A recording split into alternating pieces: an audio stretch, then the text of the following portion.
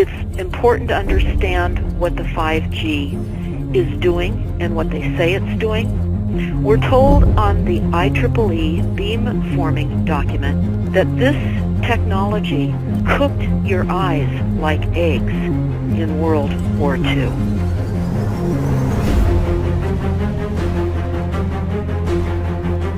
And you all need to understand these are military weapons. These are assault frequencies. If you garner nothing more than that, that's what you need to know. It's microwave radiation warfare, is what this is.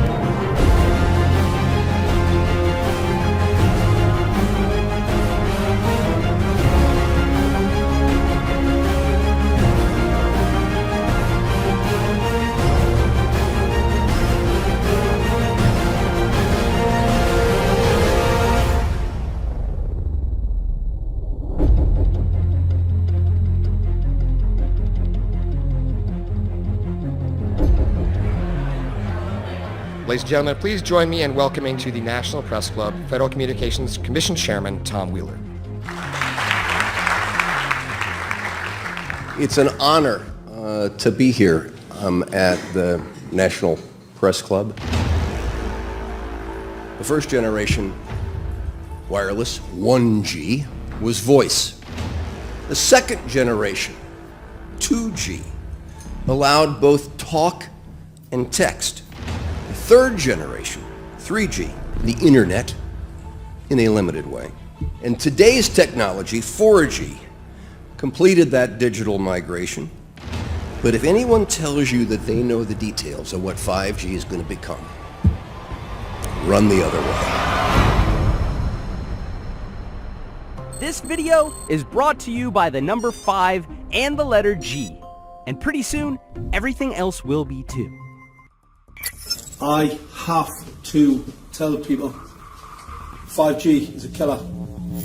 I'm Mark Steele. Anybody who hasn't heard me, I'm a weapons systems head-up display expert, one of the leading experts in the world.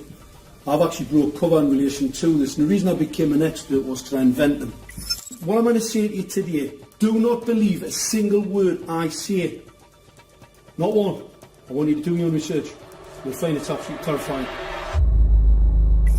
You got your body covered? Aye. Oh, good lad. Right, because I can talk to that. This 5G rollout is a weapon system. I've got a letter with central government because I know about weapon systems more than anything other. In Britain, in a place in the north of England called Gateshead, a scientist there called Mark Steele has been very publicly and actively warning people about the effects of LED streetlights, which he says in Gateshead are emitting now 5G. Right, what's the crack? Hey, lads. I'm just having a word with these Gateshead council workers about replacing these transmitters on these lights that are causing harm and assaulting the community. This is an existential threat to the economy, to the environment and humanity. If these transmitters are everywhere, then everyone's at risk, surely.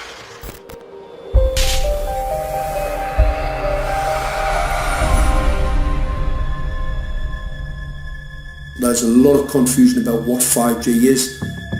The G stands for generation. So you started off with the first transmitter system. Back in the 1980s. In the 80s, yeah. So you had 1G, then you had 2G.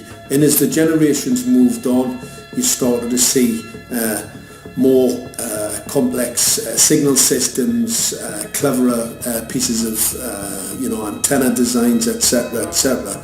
So the whole thing became more data, quicker downloads, etc., etc. However, 5G is something completely different. Alright, let's get a breakdown. Let's tell the people what this really is. This is the 5G transmission device. That's a hell of a beast, that, isn't it?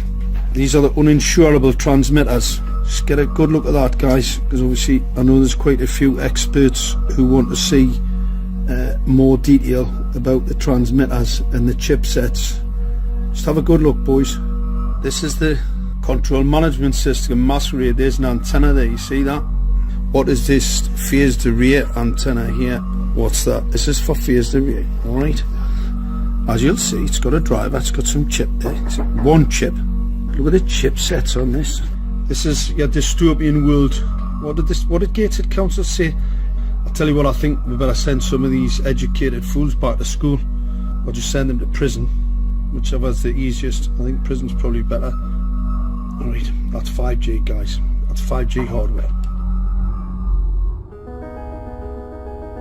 You must consider the whole part played by electricity in nature. Human beings cannot go on developing in the same way in an atmosphere permeated on all sides by electric currents and radiations. It has an influence on the whole development of man. This life of men in the midst of electricity, notably radiant electricity, will presently affect them in such a way that they will no longer be able to understand the news which they receive so rapidly. The effect is to damp down their intelligence. Such effects are already seen today. Even today, you can notice how people understand the things that come to them with far greater difficulty than they did a few decades ago. Rudolf Steiner, 1924. Rudolf Steiner noted that in 1924, since then our atmosphere has become far more permeated with electric waves of widely diverse types. There's no doubt now that electric waves, electromagnetic forces, cause direct biological effects. There's thousands of peer-reviewed papers on this subject. There's no doubt about it. But what are these effects? How are they affecting us? What can we do about it? We're now at a stage where we're putting in what's called 5G, which is a special type of broadcast for high-density information transfers. And it turns out that this is the same frequency bands that are used in crowd dispersal weaponry.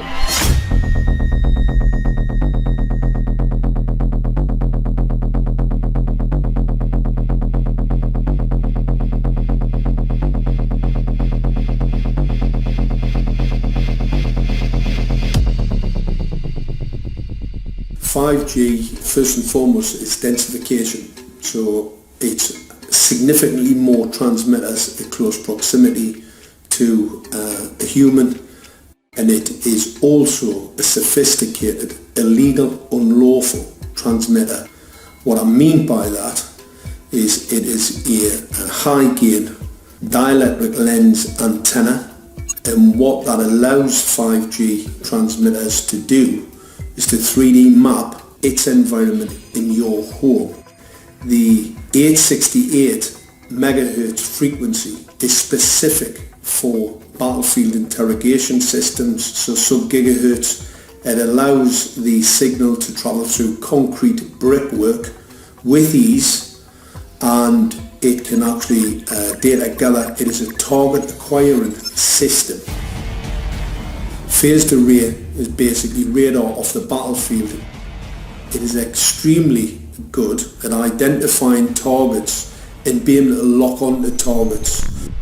And not only that, it can specifically target you as an individual. So any judge sitting on an interesting case, let's say, any lawyer, any barrister, anybody doing any work that is potentially controversial, your life could be at threat. So the antenna design that you currently have on top of these LED streetlights, masquerading as a control management system, is basically battlefield interrogation equipment. The first phased array unit was actually called Mammoth, used by the Germans during the Second World War to identify Allied aircraft. Obviously things have moved on significantly since then.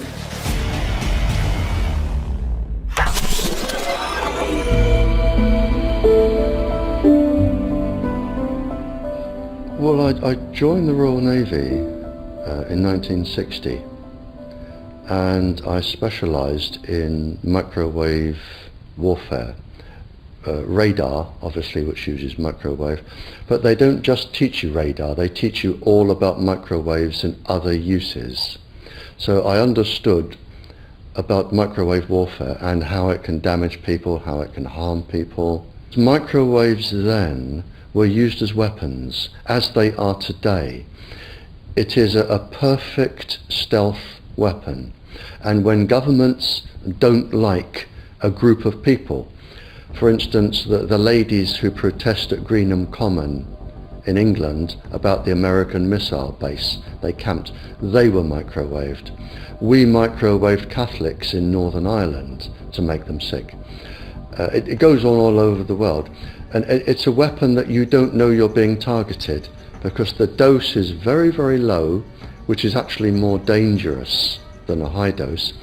It's very, very low, and it may take a year or two, but you can cause neurological damage and cancers with low-level microwaves, and you can make all your opponents sick. It's a perfect weapon for a government. Our impulses are being redirected. We are living in an artificially induced state of consciousness that resembles sleep. Their intention to rule rests with the annihilation of consciousness. We have been lulled into a trance. They have made us indifferent to ourselves, to others. We are focused only on our own gain. Please understand, they are safe as long as they are not discovered. Keep us asleep, keep us selfish, keep us sedated. Almost immediately, I had neighbours knocking on the door, talking about children bleeding from the nose. I had images posted on Facebook. And one neighbour in particular came to my door and mentioned the fact that since the LED street lighting had been installed, she was bleeding from the nose every single night.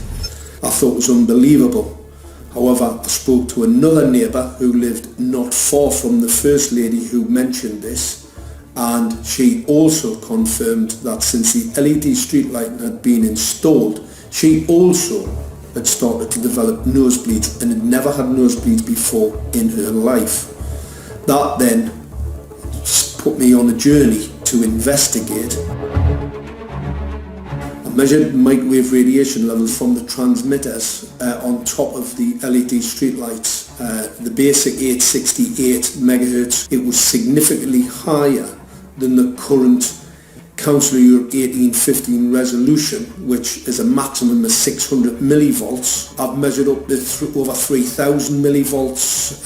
5 to 6 times higher than the guidelines. Significantly higher than the current Council of Europe 1815 resolution, which states that 200 millivolts should be the maximum. The Bioinitiative report states that it should be significantly less than that. So we've got the Council of Europe, that's, the International Criminal Courts are stating that, the learned judges have said that 200 millivolts, and I'm measuring in bedrooms in Gateshead, minimum 600 and up to 4,000. Does this mean that in 2020, 2021, when 5G is destined to roll out globally, that you're going to get those kind of readings everywhere all the time? Everywhere all the time. Worse than that? Worse than that. Yes, 5G will connect the Internet of everything. If something can be connected, it will be connected in a 5G world. Hundreds of billions of microchips connected in products from pill bottles to plant waterers, requiring massive deployment of small cells. We won't wait for the standards. Now, to make this work, the 5G build-out is going to be very infrastructure intensive. We must reject the notion that the 5G future will be the sole provenance of urban areas.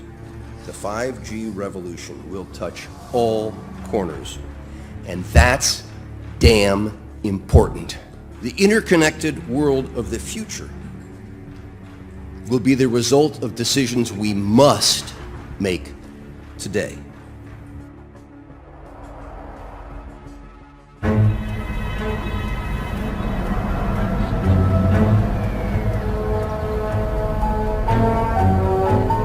The main issue before us today is Senate Bill 637 and Senate Bill 894, the former by Senator Hune, the latter by Senator Knopf.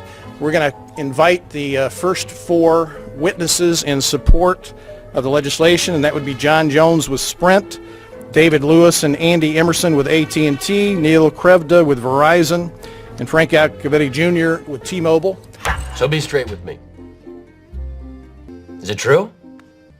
It could be. No, well, very few cases. There was an unfortunate incident out in Iowa. Look, gentlemen, practice these words in front of the mirror.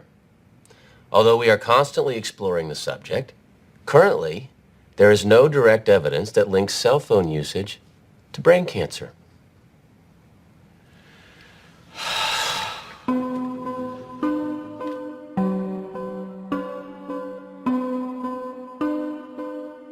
I'm Sharon Goldberg. I'm an internal medicine physician. I've practiced medicine for 21 years, and my background is mostly academic, internal medicine, hospital-based, clinical research, and medical education. I'm a certified Microsoft small business specialist. I worked on space station designing the cabling system for the airlock module, where I was responsible for EMI, EMC analysis, which is electromagnetic interference, electromagnetic compatibility. I am a professor in the Department of Epidemiology, Biostatistics, and Occupational Health, and I teach there both toxicology and health effects of electromagnetic radiation. My name is Daphne Tachover, and I'm the founder of an organization called We Are the Evidence. We are an organization that represents the many adults and unfortunately many children who have become very sick from wireless technology radiation. There seems to be a couple false Easter eggs being put out there right now. I want to make sure we dispel that right off the gate.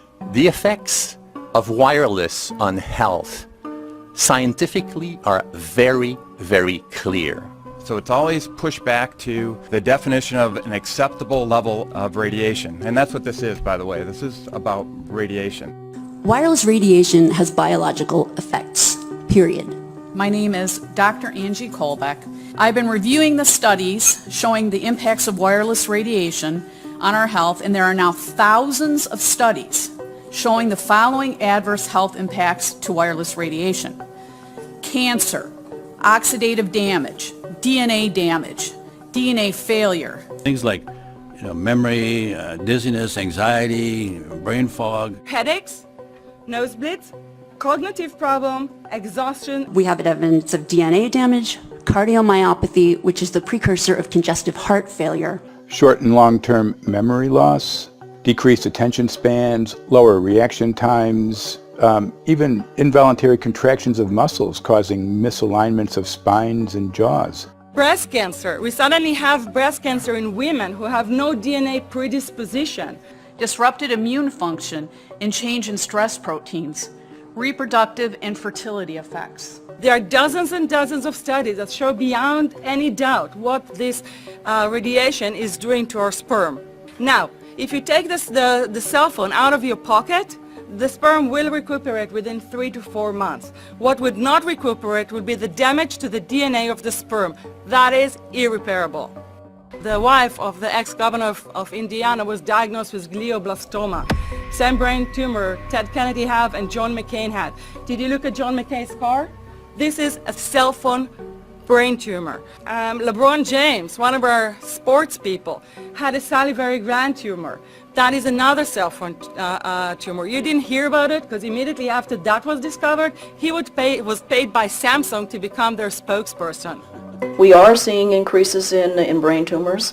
We're seeing increases in Alzheimer's. We're seeing increases in all of the neurotransmitter diseases, ALS, Lou Gehrig's disease, Parkinson's. These are all disease systems that are known to be associated with low-level energy exposures. We talk about 24/7, around-the-clock exposure, wherever you are and your whole body. You never get away from it. And it seems from our studies that maybe your immune system can cope with for a time, but it will deteriorate. Then the irradiation will definitely damage cells at their deeper level, and the question is what will then happen? These are out of peer-reviewed papers, so these are not just hypochondriacs thinking that they're doing it. We're having real problems with this. This is no longer a subject for debate when you look at PubMed and the peer-reviewed literature. These effects are seen in all life forms: plants, animals, insects, microbes. So 5G is not a conversation about whether or not these biological effects exist. They clearly do. There is scientifically evidence that is so strong that you can be certain that the standards used by the SCC to manage health effects are wrong. We need to start measuring how much radiation are people being exposed to. before we roll out 5G, there are 4 kinds of electromagnetic fields that we know are harmful to human health. So radio frequency radiation, magnetic fields, dirty electricity, and electric fields, okay? Our exposure, any given person, and all humans are affected by EMFs. What is our exposure in a day? It's not one cell phone. It's cell phones, it's multiple wireless networks, it's smart meters, it's cell towers. It's this sandwich, and it all adds up. The data we're going to look at are all published science, testing results, or public standards. At the bottom end of the radiation scale of what's called power density, or signal strength, is the minimum level at which cell phones will work, which was found to be 0.2 billionths of a microwatt per centimeter squared. Pine needles were found to age prematurely at 0.000027. At short-term exposures of 0.05, children aged 8 to 17 experienced headache, irritation, concentration difficulties, and behavioral problems. 0.1 is the biobiology or building biology guideline for extreme concern. 1.0 produced sperm DNA fragmentation and a decrease in sperm viability in vitro. Also at 1.0, the science shows the following bodily effects can occur: headaches, dizziness, fatigue, insomnia, chest pain, difficulty breathing, and indigestion. 2.5 saw altered calcium metabolism in heart muscle cells. 4.0, changes in the hippocampus affecting brain memory and learning. And at 6.0, DNA damage in cells. So where are smart meters on this list? Electrical Power Institute in December 2010 measured a single Itron smart meter with pulses up to 7.93 microwatts per centimeter squared. Our own testing indicated approximately 8.0 with 1 meter. These tests are at a close distance, approximately 1 foot away from the meter, but an infant's crib could be just as close on the other side of the wall where the meter or bank of meters are installed. Even though there are all these known health effects at levels far lower, Switzerland, Liechtenstein, and Luxembourg see fit to set the standard at 9.5. And China, Poland, and Russia, 10.0. This is the same level at which behavior has been altered, producing reflexes of avoidance following 30-minute exposures. A room of 12 smart meters, very common and even a conservative number in an apartment building, tested at 19.8 microwatts per centimeter squared. This is hundreds of times higher than levels which clearly indicate harmful effects. So how can utilities and governments get away with forcing these devices on everyone? This is how. In Canada and the US and several other civilized countries, the safety limit is set at 600 to 1,000 microwatts per centimeter squared. This so-called safety limit is literally tens of thousands of times higher than levels which are known to damage health according to peer-reviewed published science.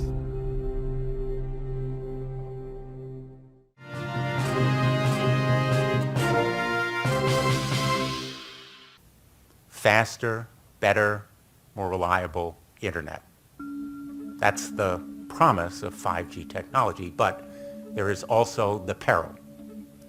Health hazards associated with radio frequency that is higher also and requires more transmitters and antennas.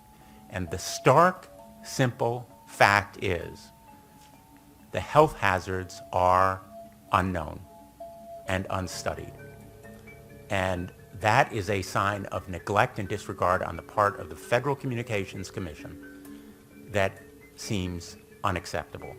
There have been no answers so far. The FCC basically has said everything's fine, but in order to reach a conclusion about the health and safety of this new technology, we need facts. Mr. Chairman, thank you for having this hearing. 5G, as you well know, also uses higher frequency waves that don't travel as far and will rely on a network of hundreds of thousands, potentially millions of small cell sites. And the question then is, are there any health implications, any public safety implications to those additional sites that are likely to be located close to homes, schools, workplaces, and closer to the ground, correct? Correct, Senator. Yes. So my question for you, particularly Mr. Gillen and Mr. Perry, how much money has the industry committed to supporting additional independent research? I stress independent research. Is that independent research ongoing? Has any been completed? Where can consumers look for it? And we're talking about research on the biological effects of this new technology. Thank you, Senator. I think, thank you for your focus on the issue. Safety is paramount, and as you alluded to, we rely on the expert agencies, we rely on the findings of the FDA and others as to the requirements to keep all of us safe. There are no industry-backed studies, to my knowledge right now. Happy to visit with you as to what opportunities you think there needs to be more studies, and we're always for more science. We also rely on what the scientists tell us. So essentially, the answer to my question, how much money? Zero. I can certainly follow up with you, Senator. To my knowledge, there's no active studies being backed by industry today. Anybody else know of industry commitments to back research, fund it, support it, to ascertain scientifically the health effect? No, I'm not aware of any. So there really is no research ongoing. We're kind of flying blind here, so far as health and safety is concerned. Thank you, Mr. Chairman.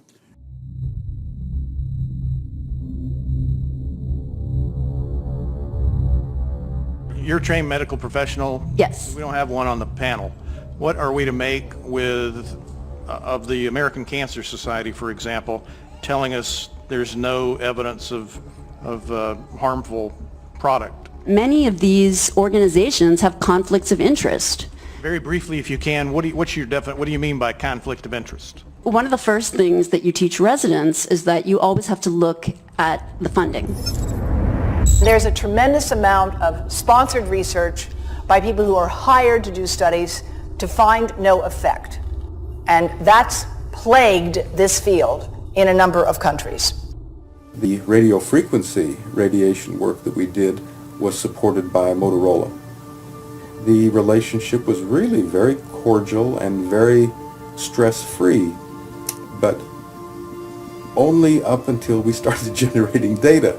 These folks were very, very upset and began to talk about how are they going to handle this, what sort of spin can we put on this, what can we expect from this, and from that point on the relationship changed.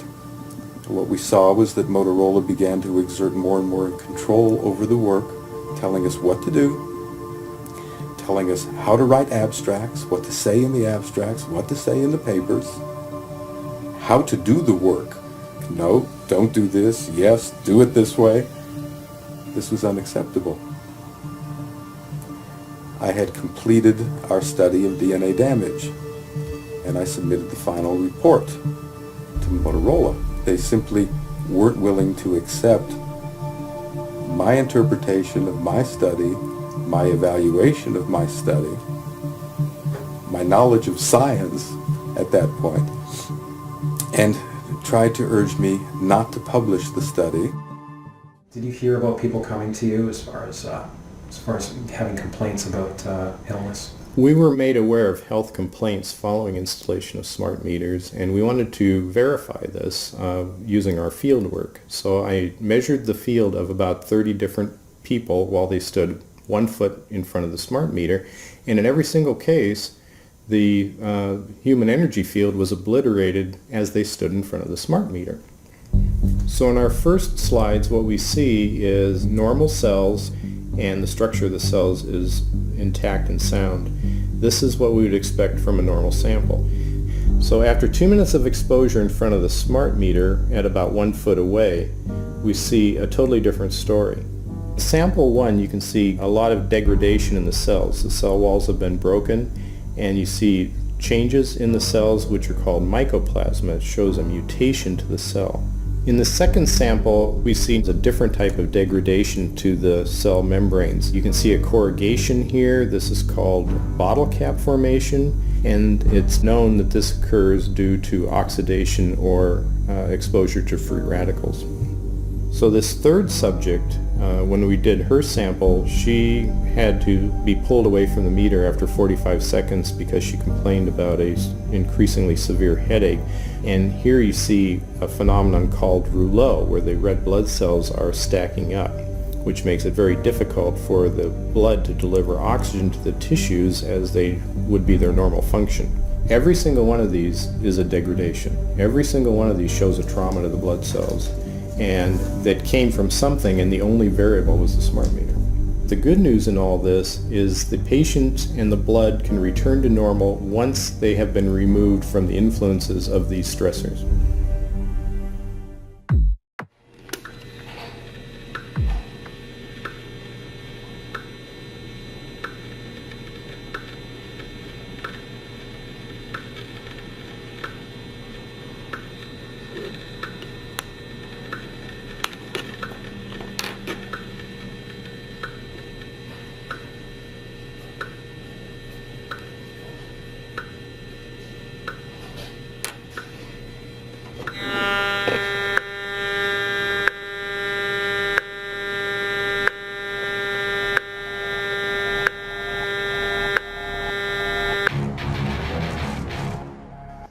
Some of the effects that we can look at, well, one thing is just our regular Wi-Fi, 2.4 gigahertz.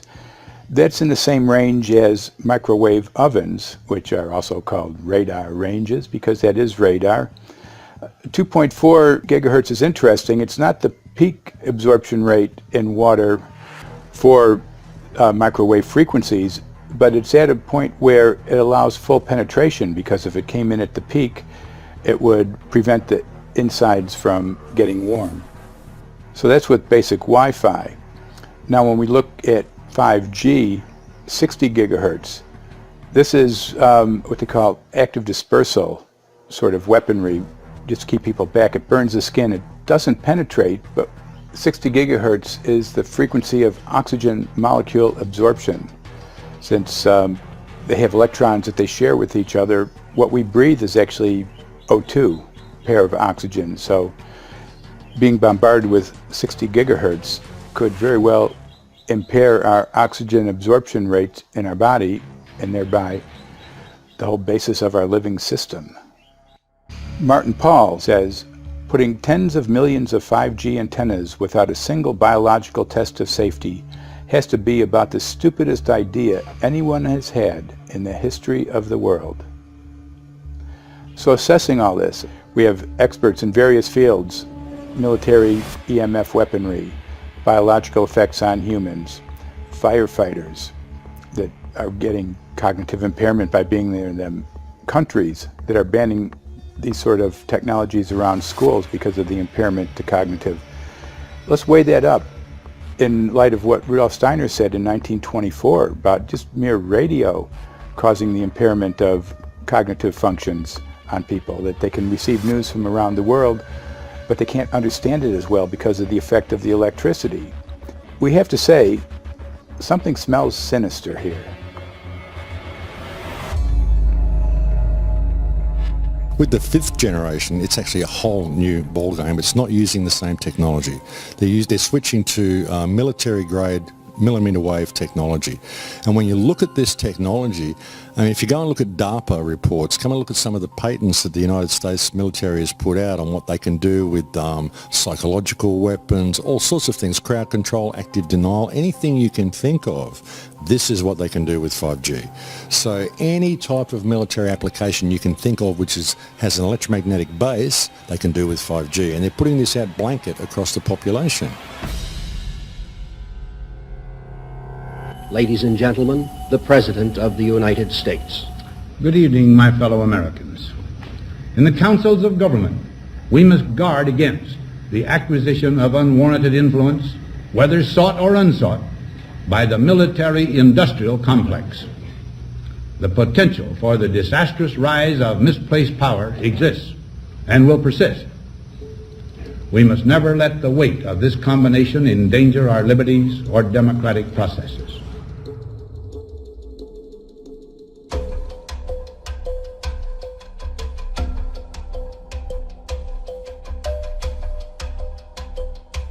The FCC is a capture agency. They probably conducted what I believe to be the biggest fraud on the public ever conducted. The FCC has been described by Harvard University's Center for Ethics writer Norman Alster as the most captured agency in D.C., acting more as a industry cheerleader than a regulator. This is especially true today with 5G, where there are serious safety concerns and potentially misleading information coming from the FCC. For example, the previous chairman of the FCC is Tom Wheeler. He was the head of the Wireless Lobby Association for 14 years. Now remember, Obama told us there would be no lobbyists in his administration, so he took the biggest lobby and put him as the head of the FCC. And that's damn important.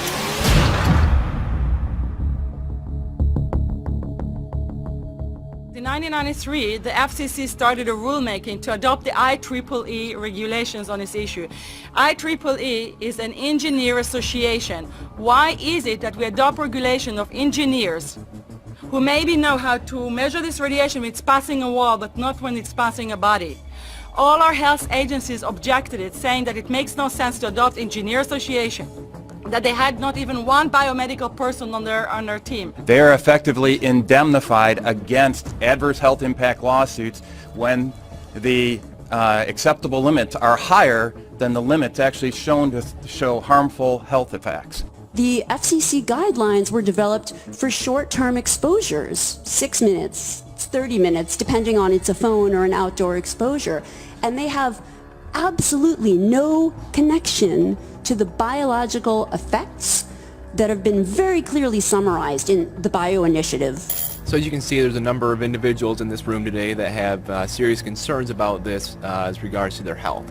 If one of your companies decides to put one of these small cells up at a pole that's within, say, 50 feet of one of their houses, what recourse do they have to say, is there a way to move it somewhere else? There's language in the bill so that the authority can require the applicant to come forth with certification of compliance with the FCC's rules related to radio frequency emission. Remember that denial of request or denial of permit request that you can put in? It's going to point back to the acceptable levels as determined by the FCC, not the EPA or not the CDC, the ones who usually take care of health concerns, but by the FCC, which is staffed by former members of the telecommunication industry. That's the fox guarding the hen house.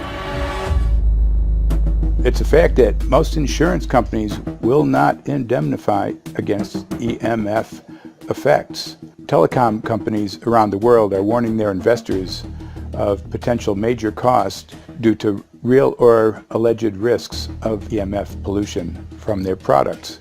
Interestingly enough, they're warning their investors, but they're not telling their customers. They're basically keeping it quiet because that's where their money comes from. So we're using technology that could be very potentially harmful to us, and the investors know it. But their only worry is that they might lose money, not that our health might be affected. First of all, I think what you should really think about is why is it that they're not insured? It's not that they chose to be self-insured. They actually rejected by the insurance company from being insured because they understand the risk. And so the insurance companies, the big insurance companies, will not insure the telecommunications? So there's insurance companies, and then there's what's called secondary insurance companies. Secondary insurance companies are the insurance companies that insure the insurance companies. So in an event, an insurance company, let's say I insure Verizon, and it may not be able to meet the claims, then the secondary insurance company is kicking in. Like Lloyd's of London? Sorry? Like yes, Lloyd's of exactly. London? So two leading ones would be Lloyd's of London and Swiss Re. Both told the insurance company not to insure the wireless industry, and this is why they're not insured. And that should give you a hint. Now, this is exactly why they have to prevent a health lawsuit. And how did they prevent lawsuit? That goes back to Section 704.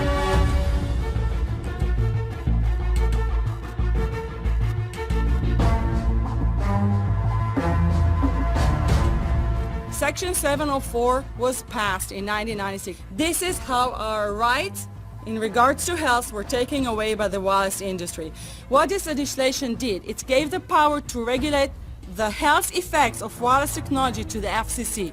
FCC is a spectrum auctioning agency. It's not a health agency. They don't even have one biomedical person on their team. And then the other thing that Section 704 did, it actually took the power from the states to regulate location of cell towers based on health. And what does it mean? It means that if they want to put a cell tower in front of your home, you cannot go to your city council and say, hey, stop, I don't want it. I just heard in a lecture that there are 10,000 studies proving that it's harmful. I don't want it. My child is sick. They will tell you, stop. You're not allowed to mention this in the city council because Section 704 says that if you will, and if the application will be rejected, the city will be sued, can be sued by the wireless industry.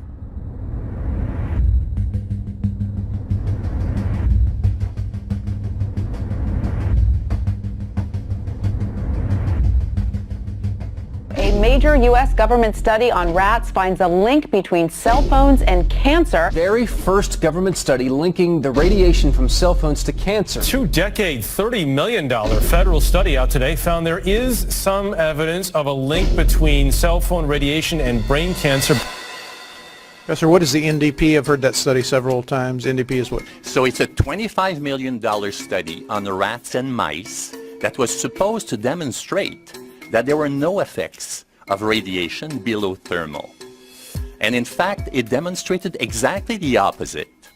And it follows on the heels of two major studies on animals that said exactly the same thing. And that study was designed perfectly to make sure that it cannot be challenged, that there will not be any doubt. That's why it took them 14 years. That's how they prevented discussion of health. And why do they want to prevent discussion of health if there's no problem with health? Simply put, FCC is completely unprepared, unable, and possibly unwilling to oversee 5G for safety, even as it barrels toward us. They are falling back on tired definitions and panaceas long since disproven by science. To make matters worse, recent FCC rulings and numerous industry-friendly bills passed at state and federal levels between 2016 and 2018 removed the last vestiges of local and state review over infrastructure siting, just when we need it the most. When those first studies were performed years and years ago, nobody knew about the importance of the microbiome, the role of the microbiome and the immune system, and even less the role of the microbiota inside our brains, that is the microbes that are normally resident inside our brains, whose influence on brain function is nothing but immense. And you may think, well, who cares about the microbes? The less microbes we have, the better it is. Well, we know by now that this is not absolutely the case, because microbes are truly essential for the development and function of all our organs and systems. Our immune system is based on the microbes we have in our gut. And our brain also has microbes that influence its function. In tests, it's been found things like mold. If you grow mold inside a Faraday cage, it'll grow one way, and then even if the electromagnetic fields are around, take the Faraday cage away and some sort of 600 biotoxins are developed within the mold because of the effects of the EMFs upon it. Electromagnetic fields, even of weak quality, have an effect upon our microbiome, which is really essential to our whole being. This is going to eviscerate microbial DNA inside human beings, which is our effective operating system, number one. So it may not impact human DNA in laboratory experiments right now, and they're saying it doesn't impact human DNA. But given that human DNA is less than 1% of the cellular DNA in the human body, the rest of the cellular DNA is microbial, and we know that this will eviscerate microbial DNA. So we're talking about a takedown of the operating system of human beings. Exactly. I couldn't have put it better myself.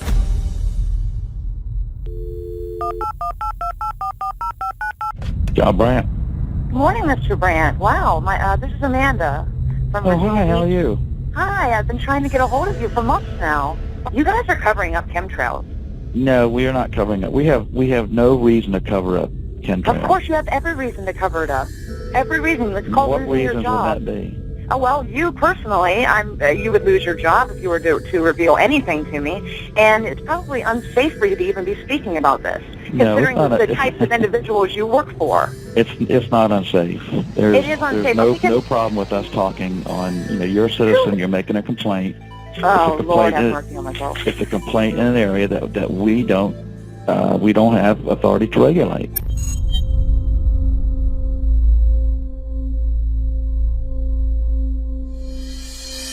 So the connection between chemtrails and 5G.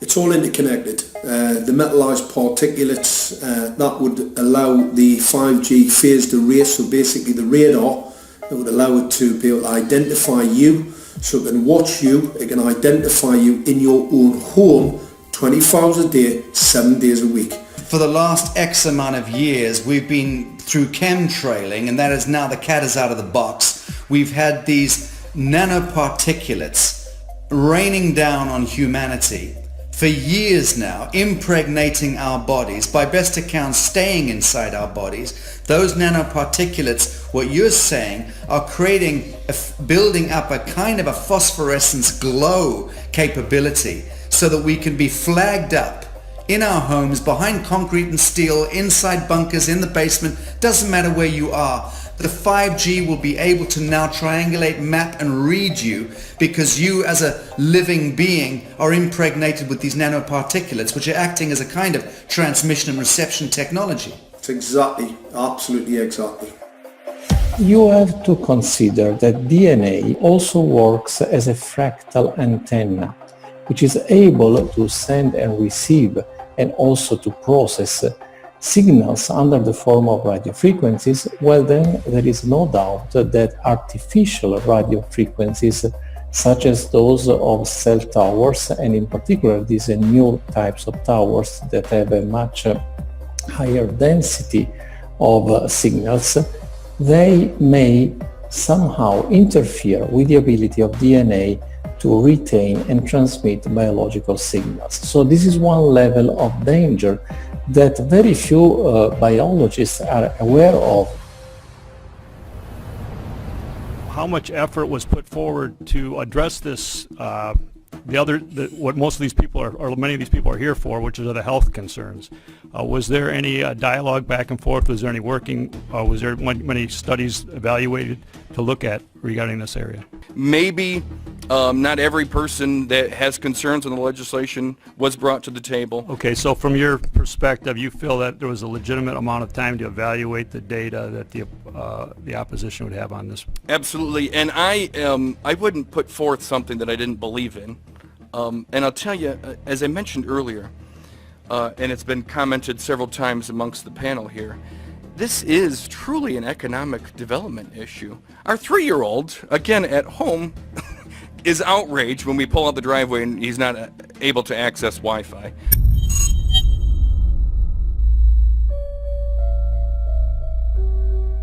I think anyone who puts Wi-Fi into a school should be locked up for the rest of their life.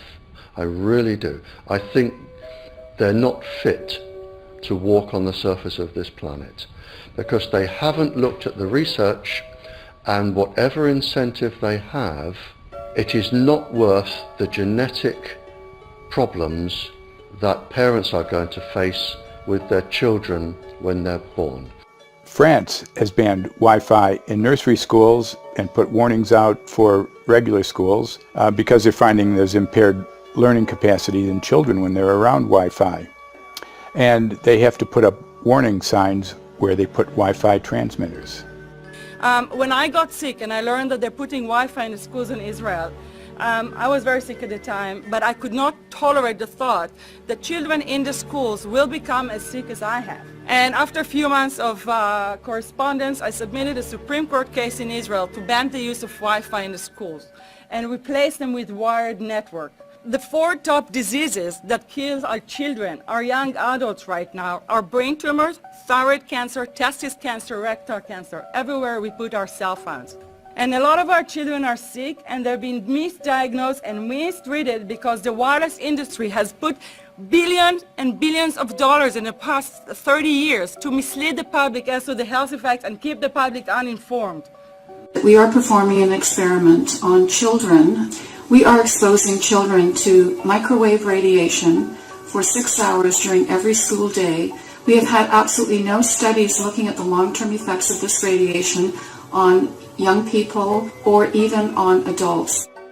A considerable amount of research shows that developing brains and bodies of children are much more affected than adults. And there are clear indications of a link between increased electromagnetic fields and autism spectrum disorders.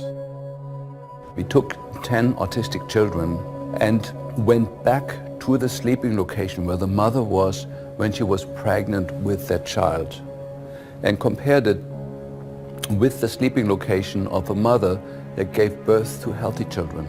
We had 10 mothers in that group, 10 mothers in this group, and in the group of the autistic children we found that the measurements that we got for the microwave exposure was elevated compared to the group of children that were normal. The fetus is affected. The exposure to man-made electromagnetic fields has become the first factor that could be isolated ever in autism that could predict autism. The fifth generation of wireless technology, or 5G as it's being rolled out worldwide without safety testing. Let me say that again, without safety testing. And how we've got scientists and doctors and environmental organizers saying, stop this. Because in terms of the effects of wireless radiation, the science is in. Wireless radiation can lead to cancerous heart tumors, brain tumors, DNA damage. Wireless radiation is linked to infertility, to autism, Alzheimer's, and more. And guess what? All the effects that I just listed, those are some of the effects that are known according to the technology that's being seen today. First of all, you have to know that we know that the other EMFs that we're exposed to are already known to be health risks. And basically that 5G, because of the frequency that's going to be used and because of the extraordinarily high pulsation levels that will be used, is a much bigger threat to our health than the things that we already have, which are very substantial threats to our health. We're not just talking about the intensity.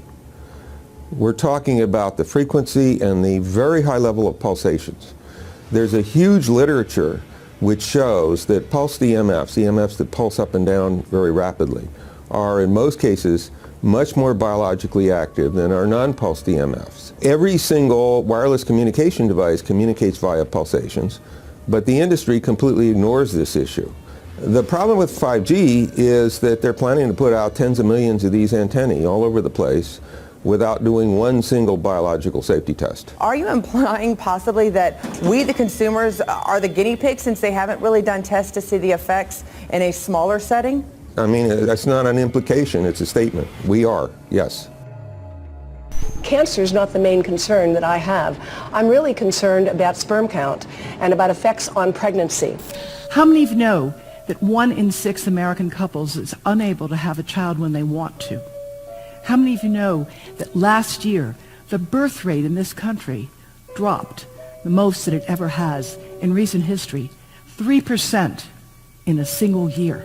People look at the sperm, and people use cell phones, and the sperm, usually sperm swim, and they swim straight. But if you expose them to radio frequency, mobile phone waves, they swim in circle. Studies have been done here in Australia, taking sperm from healthy men. And one test tube gets exposed to cell phone radiation, and one test tube is not exposed to mobile phone radiation. And then the results are evaluated. And this is a measure of vitality. We measure how well the sperm swim. This is a measure of motility. This is a measure of mitochondrial DNA damage. They have 3 times as much damage on their DNA if they have been exposed to mobile phone radiation. The data on that are rock solid. Cell phones can damage sperm quantity and quality. Your embryo, your uterus in the fetus, where your child is developing for the first 100 days, in the ovaries, the eggs do not have that protection. So they are at maximum risk from radiation. And for the first month or so, you wouldn't even know you were pregnant. You wouldn't even be taking precautions. That is the main danger area. So you give birth to a daughter, but her ovaries are now contaminated. She may be normal, she may be genetically damaged, but her ovaries are at the most risk. So when your daughter grows up and she becomes pregnant and has a baby, this is where one of these eggs will be fertilized and come out. So the real damage here is your grandchildren. That is where it is going to show most. Do you think that there is a chance that within the third generation of females, they may be irreversibly sterile? Not in the third generation, but in the fifth generation, and that would for humans be something in the order of 150 years ahead of us. And of course, then it's too late to say that you are sorry, and it's very too late to say stop. There is a wealth of papers. I mean, we're talking about thousands of published papers in the scientific literature, few of which, or sometimes none of which, have entered the official documentations from authorities and likewise. So I think it's really time to have an independent compilation of data. Such was done at August 31st, 2007 in the form of the Bioinitiative report, of which I was one of the authors. And then we put together approximately 2,000 scientific references on a little bit more than 600 pages, clearly saying that if you, for instance, if you are a rat or a mouse or a cell or a molecule, you should definitely not allow yourself to be exposed to this. And in the meantime, we have this full-scale experiment using our own kids. One interesting case, John Patterson, he was a telecommunications engineer in Sydney, Australia. Very brilliant man. For 20 years, John tested Telstra digital systems. Over the time, he realised the dangers of electromagnetic radiation. It disrupts the bioelectric system of your body, which is really your brain, your nervous system, how your muscles talk. And he tried warning of these effects through different agencies, through his company. Got all the test gear out and measured it and drew up a report, and I was immediately removed from service. Finally, in 2007, he took matters into his own hand. He commandeered a used British Army tank and went and destroyed 6 cell phone towers in Sydney, Australia, because he wanted to stop this. He was trying to make a point. The message was that how dangerous it was. You know, these people were elected by us to manage our infrastructure in a responsible manner. That is the sole purpose of government if it's going to exist at all. And if it doesn't do that, then it has no right. It is invalid. So we need to pull this infrastructure down. We really do. But in order to do that, I mean, we can't just be some violent domestic terrorist. You've got to bring this awareness to the people that these towers are doing them damage. You don't need bandwidth that fast. And they're not doing it so you can download movies quickly. They're doing it so they can track every single thing you do and bring in this social crediting system to control even everything you think. There's a story about a lady called Claire Edwards. She was a United Nations staff member, and she was warning of the potentially catastrophic dangers of 5G technology. I took the issue to the UN Secretary General, Antonio Guterres. He is a physicist and electrical engineer, and lectured on telecommunication signals early in his career, yet asserted to me that he knew nothing about the dangers of 5G. Current public exposure levels are at least 1 quintillion, that's 18 zeros, 1 quintillion times above natural background radiation, according to Professor Olle Johansson of the Karolinska Institute in Sweden.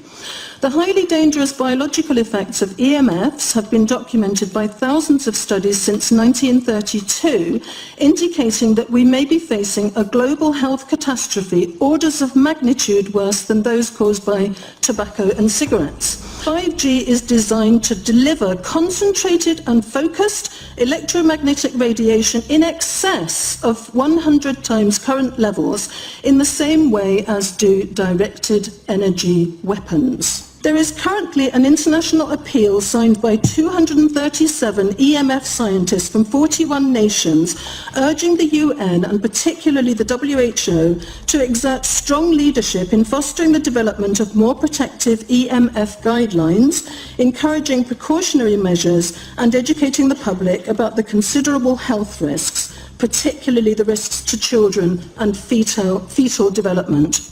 Sorry, because we are talking with someone that is a little bit ignorant on these things. We're talking to the Wi-Fi systems. I become worried because I put those devices in my house. I will have to, I confess my ignorance on this. We will have to, but I'm going to raise this with WHO, which I think is the organization that might be able to deal with it properly, because I must confess I was not aware of that danger.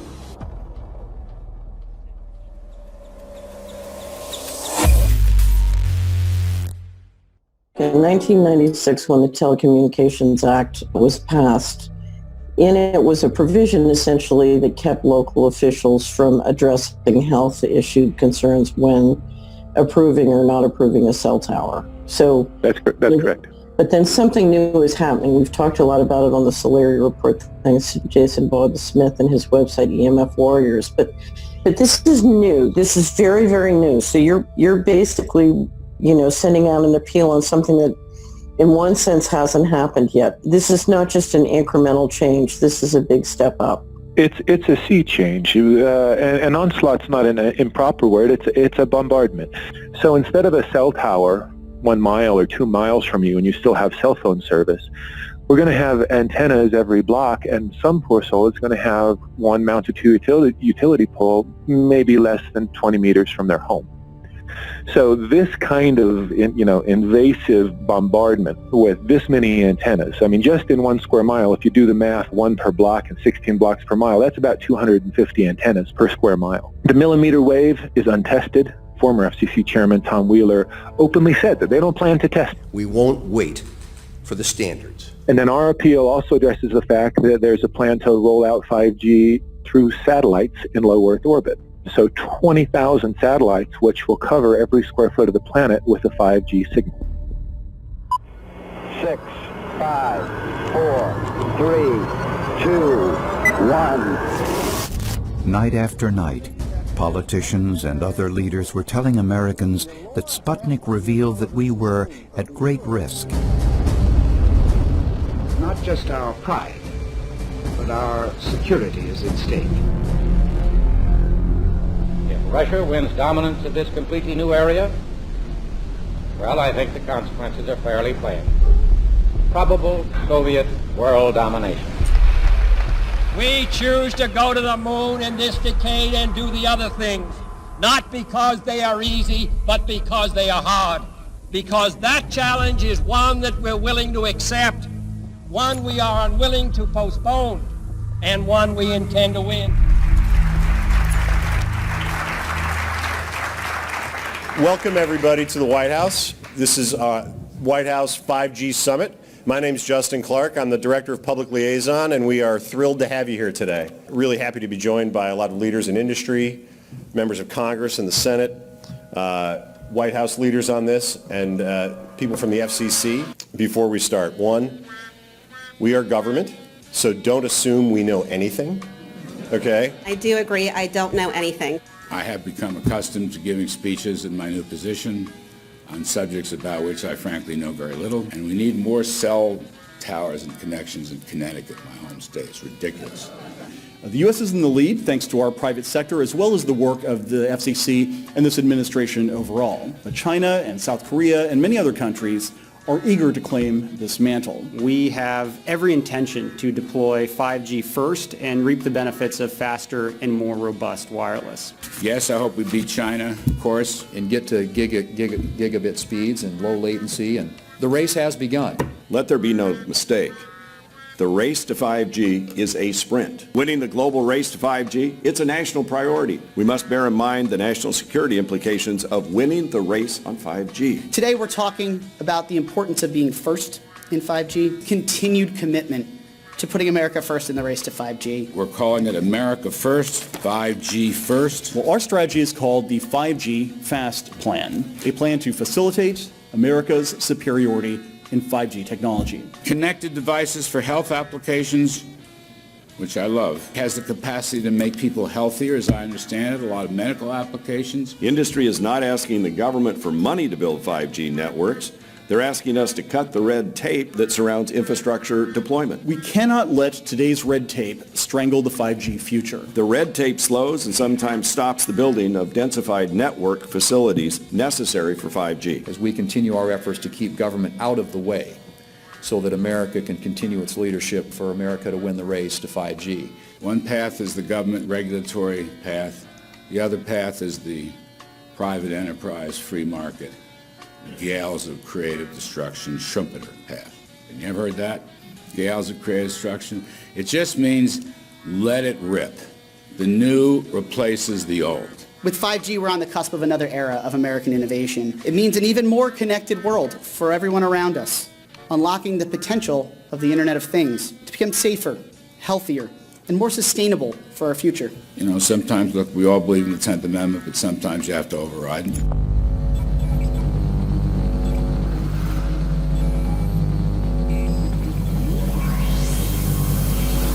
By the way, the 1996 bill permits that kind of override. We're not here to be completely heavy-handed, but sometimes you got to do what you got to do.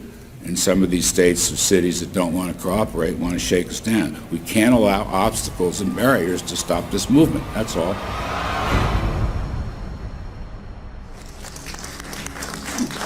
And this happened in Canada. I mean, there were some activists I was working with up there that said, well, you know, we won a victory. We got the Public Utilities Commission to allow us opt out. And I said, boy, that's divide and conquer. They just got rid of the people that were raising hell. So, you know, that's not the answer. We need to opt out everybody. An opt-out is an agreement to pay to not be harmed. An opt-out is volunteering into extortion. An opt-out says that if I don't pay you, you have the right to harm me. So that doesn't work.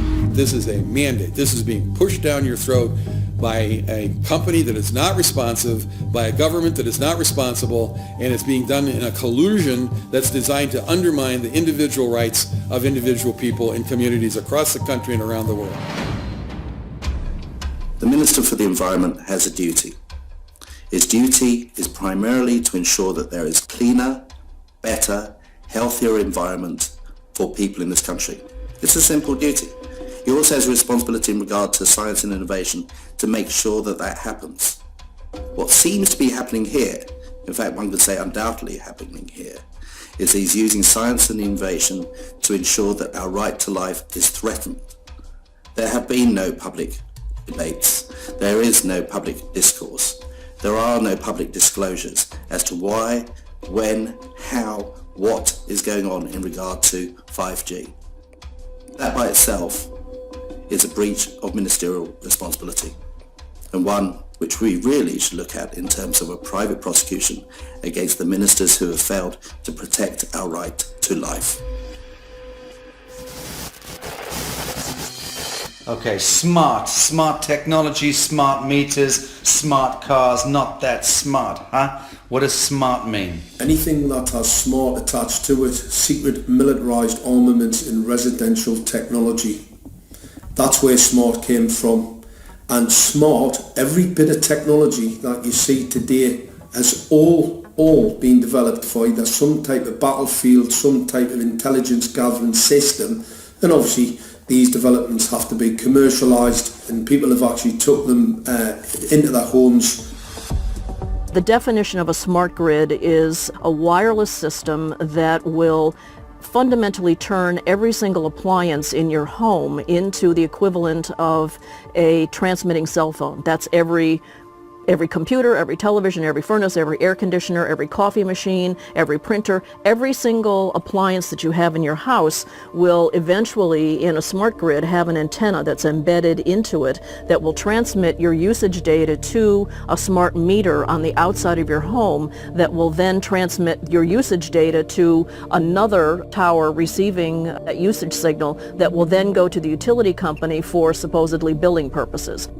Not all signals will just be about your individual use. There will be aggregate meters that will bounce signal from house to house to house within a neighborhood that will then accumulate all of the usage data that will transmit that to the utility company. Now, what that will do is that the end metering system that is transmitting all of that data will be firing an RF signal at many, many times a second, which will increase the average homeowner's radio frequency radiation exposure exponentially.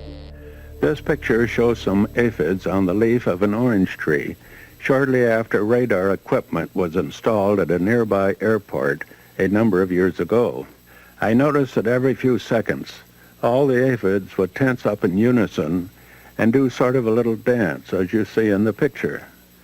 Upon further investigation, I found that the interval of time between the activity of each dance coincided exactly with the rotation of the radar rotor device at the airport, which was a distance of approximately 14 miles. The antenna arrays create this steerable beam, which helps concentrate the energy. The beams get pointed at the user. What's a MIMO tank? Massive in, massive out. British government have got a plan to roll 400,000 out. This is so that you've got 5G in every nook and cranny, every part of the countryside, so that you can have autonomous tractors, believe it or not. However, those transmitters, these are radar. It is phased array radar. Though that radar signal sweeping the countryside will kill every pollinator, every biological structure, it will sterilise livestock, it will kill the ground, consequently land won't have a value, obviously farmers will die, the community will be under attack. The community will be under attack. If we can't produce food, if we kill all the pollinators, we're in serious trouble. The takeaway is that 5G, the $1 trillion rollout of 5G by our friendly local government, is definitely a weapon system masquerading as a modern efficiency technology. It most certainly is, and what I put it down to, it's economic terrorism. There is no value, nil, in killing off your population, in destroying your ability to grow food, to kill all your pollinators. They may have a nice financial number on a piece of paper, but in reality, dementia, diabetes, all the things that are currently crippling the NHS, a burden on the country, illness, mental health issues, the focus of that cause can be identified and has been identified in the science. The science is proven. The epidemiological data that we're seeing on the street is now substantiating that science.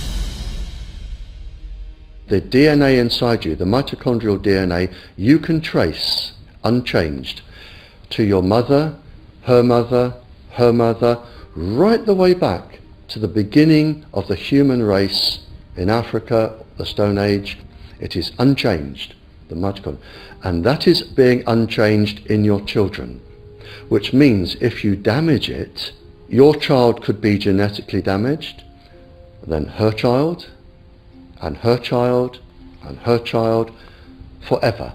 You are condemning the future generations of every single child. There is, however, a light at the end of the tunnel, or there is some ray of hope. Thanks to the principles of biological quantum entanglement that we have learned how to exploit in the field of biology and medicine, now we can transfer the information from the microbial DNA to the human DNA. And in so doing, we can train, so to speak, the microbes to withstand whatever extreme condition they are exposed to, including this new technology. And then we can train them to transfer this resilience of theirs to our DNA. So let's say that there are good reasons to be worried about the introduction of these new technologies, but fortunately, since the knowledge in the field of quantum biology, in the field of microbiome medicine is advancing as fast as potentially harmful technology, then we can exploit this knowledge to protect ourselves from any real potential or perceived danger from these new technologies. I've met with molecular and cellular biologists, with blood microscopists, with weapons development experts, frontline activists and researchers, and all the stories I'm hearing from these experts and pundits leads to the same thing. 5G is almost certainly the end game. It is an extinction event brought into our homes, into our classrooms, onto the high street, into the very cells and DNA in our human bodies.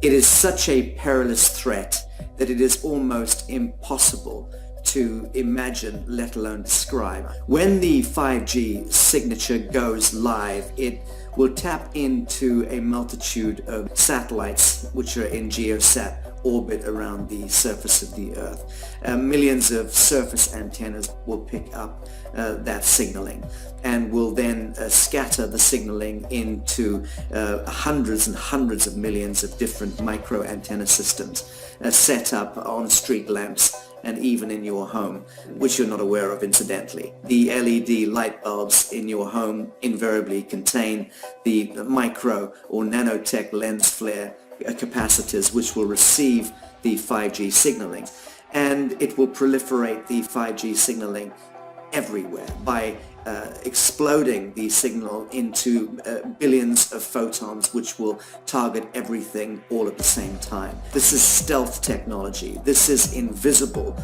science. But what it means in simple terms is that you will be flagged up, visible, trackable inside your own home. Anywhere you move on the surface of the Earth, they will have a lock and load tracking capability over you. You will be visible to invisible masters, each one of us, all the time.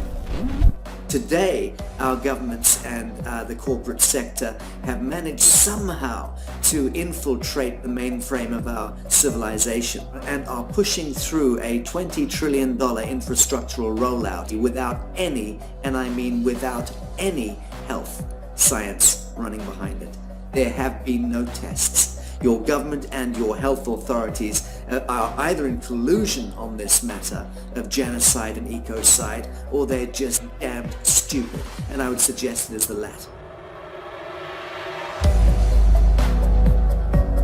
Shame on the technologists and the electricians who are furthering this technology in our homes, in our offices, in our streets. Shame on the legislators and the parliamentarians and the troglodytes and bureaucrats that proliferate our society today. Shame on that echelon for putting their signatures to contracts which allow the fast tracking of this technology into our homes and onto our high streets. Shame on the parliamentarians and international leadership whose wet ink signatures and seals of office are sanctioning and permissioning the rollout of something which is arguably the greatest threat to humankind. Shame on each one of us who now fail to get up out of our homes, walk out of our front doors and challenge every so-called authority who dares to violate our bodies, our homes and our future generations.